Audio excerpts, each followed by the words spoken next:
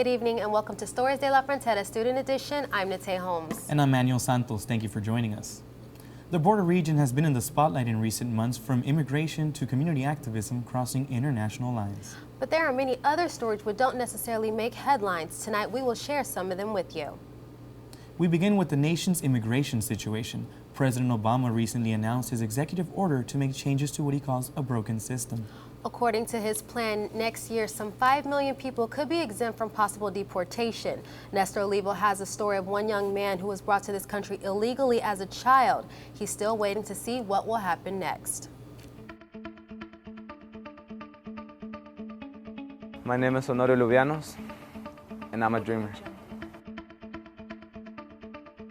Right now I'm working here in the Boys and Girls Club. I'm a high school coach.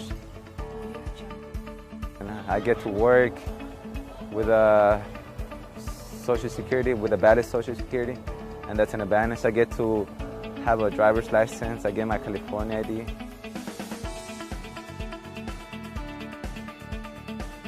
It really makes a big difference.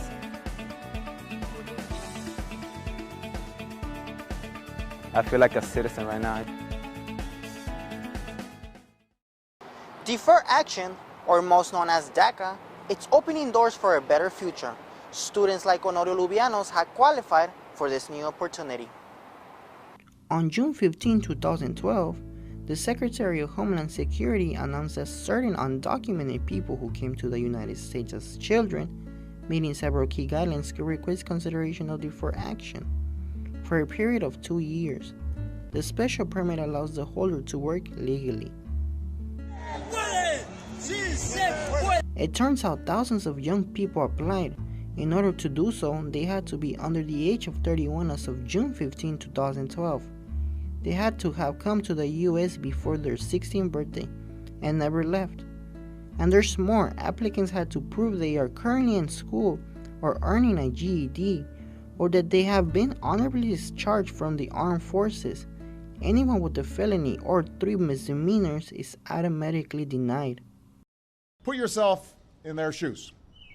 I was 9 years old when I arrived to the United States. Couldn't understand. My parents got to me and they told me that we were going to travel to the United States. I had no clue back then. I just thought that Mexico was the only place that existed in the world. To a country that you know nothing about, with a language that you may not even speak. As I arrived to my first class, I had trouble understanding the teacher because she was an Anglo, she was an American. So when she was talking to me, I was lost, and then I had to find some other friend that could probably translate to me what was going on, what I had to do. And imagine you've done everything right your entire life. Studied hard, worked hard, maybe even graduated at the top of your class. Cool. Well, I graduated from high school with a overall 3.87. That's what gave rise to the DREAM Act. It says that if your parents brought you here as a child, you've been here for 5 years, and you're willing to go to college or serve in our military, you can one day earn your citizenship. For the thousands of students now called dreamers, who took to streets hoping President Obama would help them in their path to citizenship. Si se puede. Si se puede. Thank you. The Deferred Action Program is not the solution, but the beginning of a hope for a better future.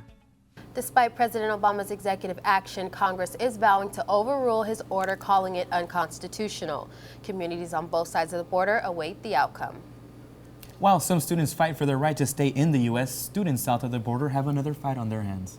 In September, 43 students of a small college in Mexico disappeared in the Mexican state of Guerrero. Their disappearance has triggered daily protests throughout the region, with support from students and family in the U.S. Our very own James Smith has the report. As violent protests continue in Mexico, communities north of the border began to organize and demonstrate.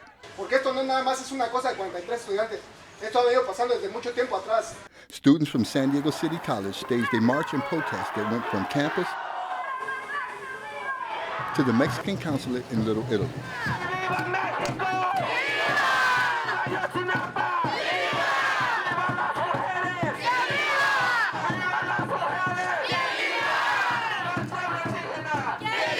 According to CNN reports, 43 male students from the Raul Ysidro Burgos Rural Teachers College of Ayotzinapa were detained by local police on the orders of the mayor of Iguala Guerrero to protect a speaking engagement made by his wife from any hostile interference, as there had been the previous year. There may have been as many as 57 students, but the others escaped before they were detained. It has also been reported that local police handed the students over to a local crime syndicate, the Guerreros Unidos, United Warriors. There was a shootout with the rival gang and several people were killed. The remaining students were taken to a landfill where, according to testimony by a few gang members, they were killed, their bodies burned, and their remains disposed of in the San Juan River. No podían estar con ellos. Teachers, families, friends, and even those not connected to the case took to the streets to protest the practices of what many describe as a narco government, a government heavily influenced by the narcotics trade.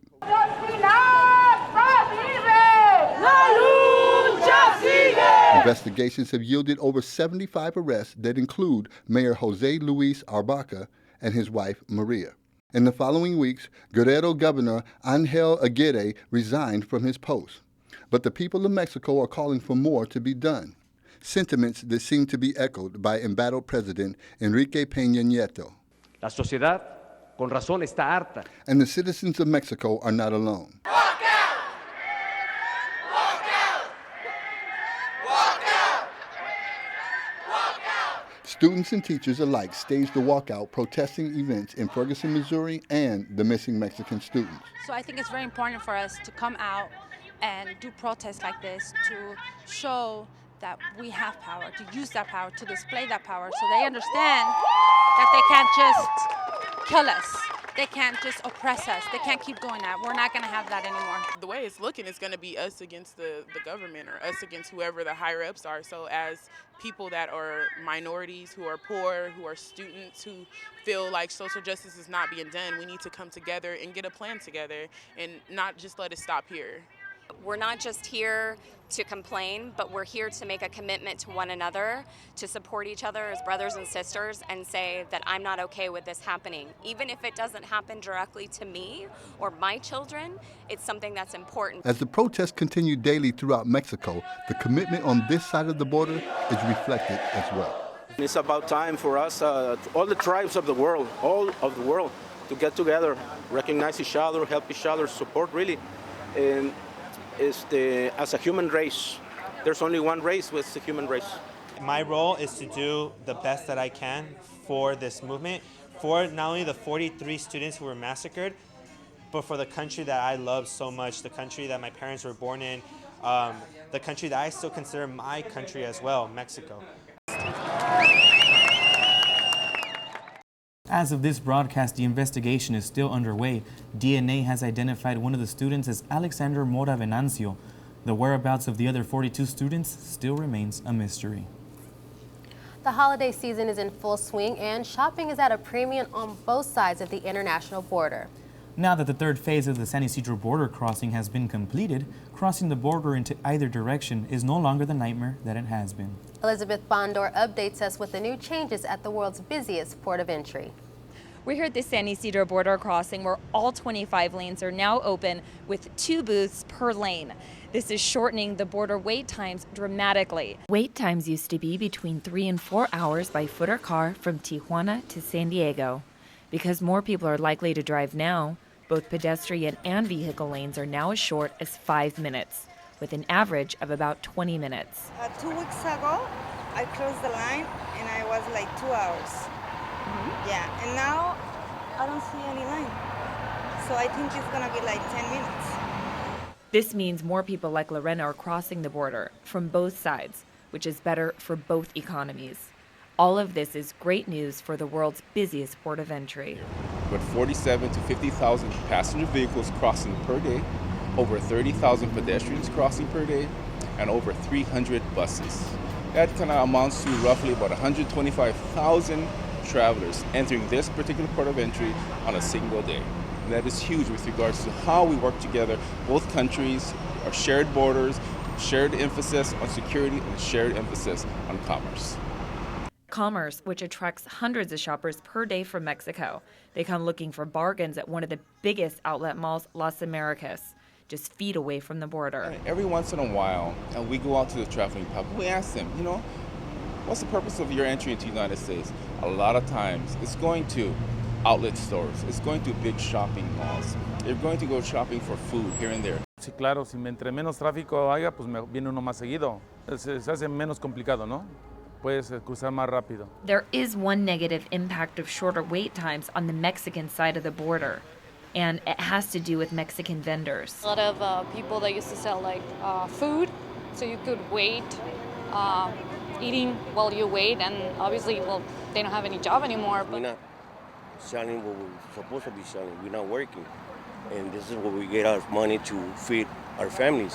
How much would you make before the lanes opened? It will from $60 to $70 a day, but now we're not making not even $1. For the most part, people are seeing the new lanes opening as a good thing. There's a lot of people that works over here and bring the money over there, so it's gonna be good both ways. And with the holidays right around the corner, shorter wait times will no doubt be more than welcomed by crossers in both directions. Wait times have not only decreased at the San Ysidro port of entry, but at the Otay Mesa border as well. There are many different people of many different nationalities which make up America's finest city. Yet, there are few who can trace their family history back to San Diego's beginnings. Our very own Giovanni Fuel tells us how several pioneer families left their mark on San Diego. The village of Cosay sustained the Kumeyaay Nation for over 10,000 years in the area known as San Diego County in Baja California. The Kumeyaay, also known as Diegueño Indians, were avid fishermen and great agriculturists. This is the village of Cosay. When the Spaniards came, they married into our native tribe, and we've been here for 10,000 years. Scientists, what they do is they shorten the village by sites. They call them sites. Archaeologists, they call them sites. And that's how they divide, they split the village. But it's a neighborhood. The Cosay is a neighborhood.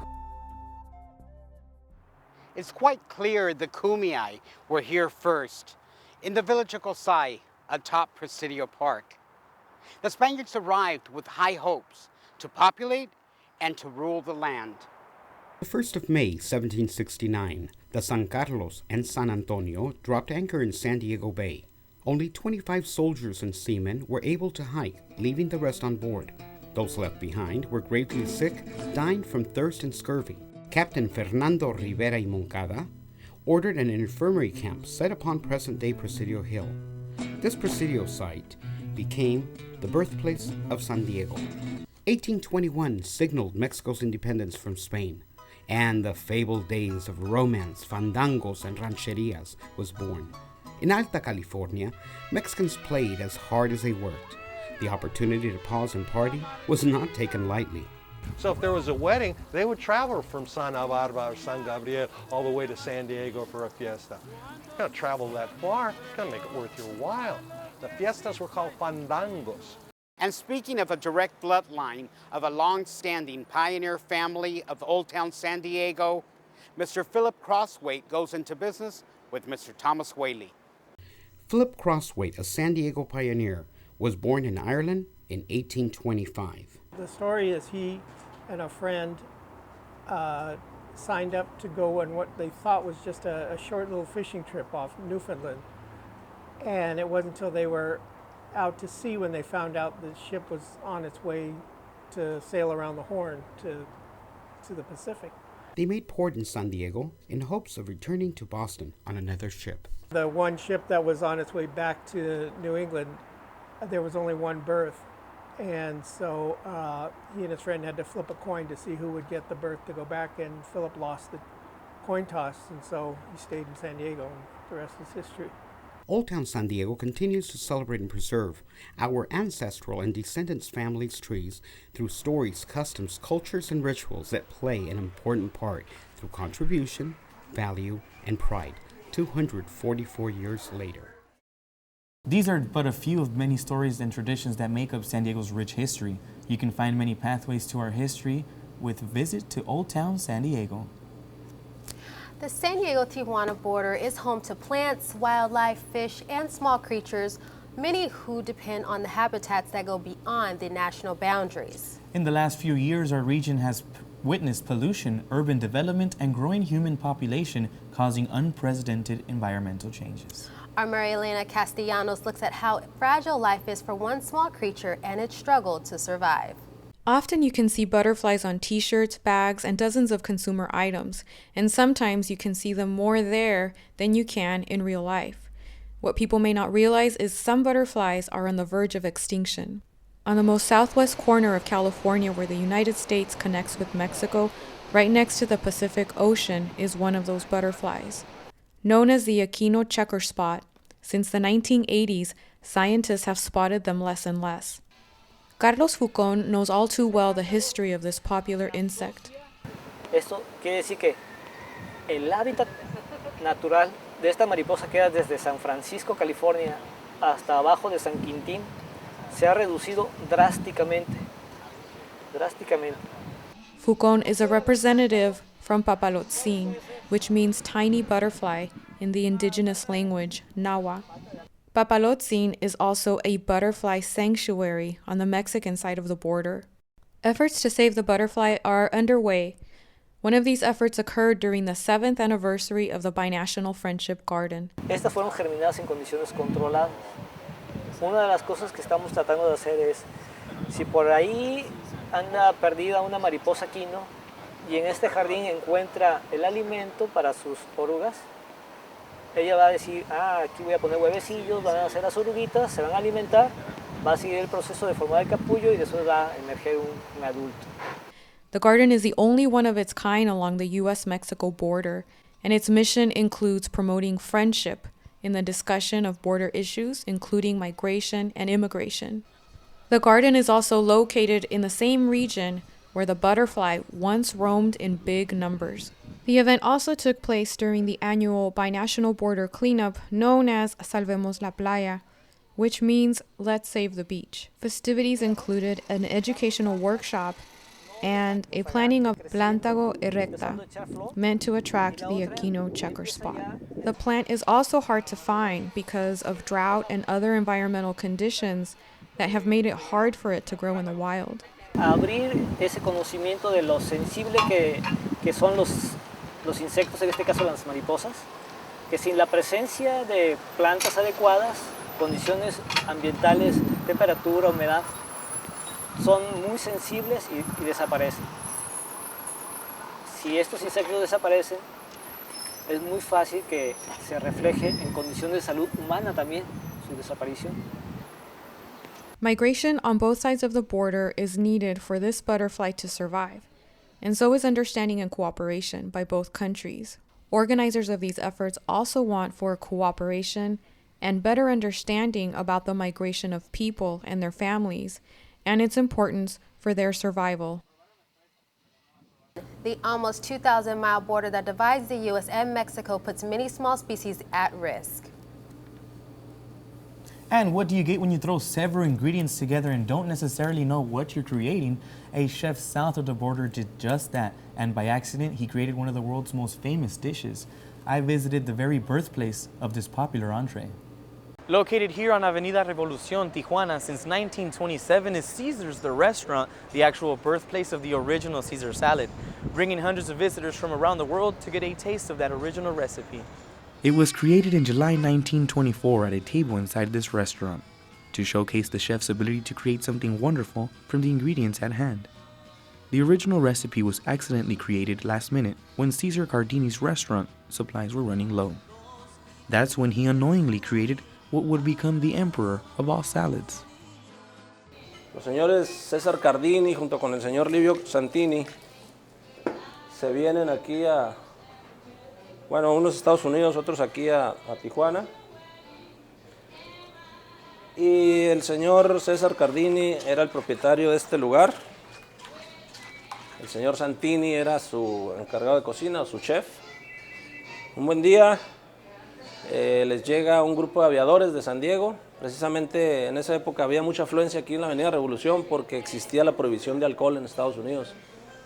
La gente se venía aquí a la Revolución, ya existía el restaurante César. Llega el grupo de aviadores, el señor Cardini y el señor Santini dicen, bueno, ¿qué les vamos a dar? Ya estaban a punto de cerrar y tenían muy pocos suministros en cocina. Buscan por ahí en sus cajones, en su cocina, y encuentran todos estos elementos, excepto la anchoa. La anchoa se la agregan después, como en los años 50. This famous salad has also been featured in the Guinness Book of World Records. The world's largest Caesar salad was prepared by Carnirec, the Tijuana Restauranters Chamber of Commerce. It weighed 7,246 pounds and was unveiled in Tijuana, Baja California on October 20th, 2007. Luego el siguiente paso es llevar la ensalada ya al plato, ya que el aderezo y la lechuga ya están bien integrados. Nosotros la montamos de esta forma. Agregamos un crotón de pan, preparado aquí mismo en el restaurante. Por último agregamos un poquito de parmesano. ¿Verdad? Y aquí tenemos la famosa ensalada César de Tijuana para el mundo. Cardini is credited with having created Caesar's salad, which became fashionable amongst Hollywood and many celebrities, especially after he had moved his restaurant a few blocks down to the hotel built in 1927 called Hotel Caesars. This move brought much more tourism. Well, the food's good, and I love history, and this is a special place in the history of the world. I mean, the Caesar salad is a dish that I've had in lots and lots of countries around the world, and kind of confuses them in Italian restaurants because they're not quite sure where it came from, but it's still a great dish, and I eat it all the time, and it started right here in Tijuana, Mexico. Today, people from all over the world now visit Caesar's just for their famous salad and the experience of having it made tableside. Delicious. Así que te invito a que la pruebes de esa forma y que nos digas tu experiencia.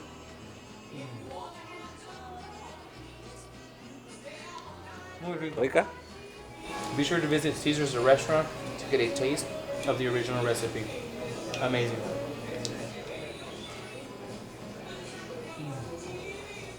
Although the Caesar salad has become a staple in restaurants around the world, dozens of famous chefs have created their own version of this iconic salad. Now, from Caesar salad to a hunger for the sweet science, a local boxing facility in National City is keeping kids off the streets and in the ring one round at a time. It all started in one family's backyard in National City and has grown into a community center for the neighborhood.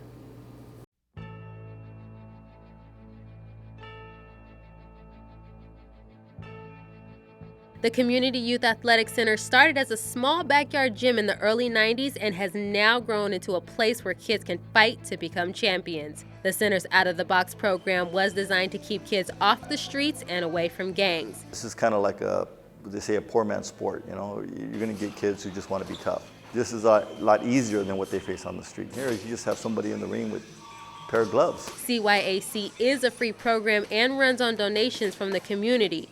About 300 kids come through the center every year, but it takes months of hard work before they even step inside the ring. Me as a coach now, I'm looking for a kid who doesn't realize I'm looking at him or her, right? But they're still going at that bag like they have that hunger, they want it.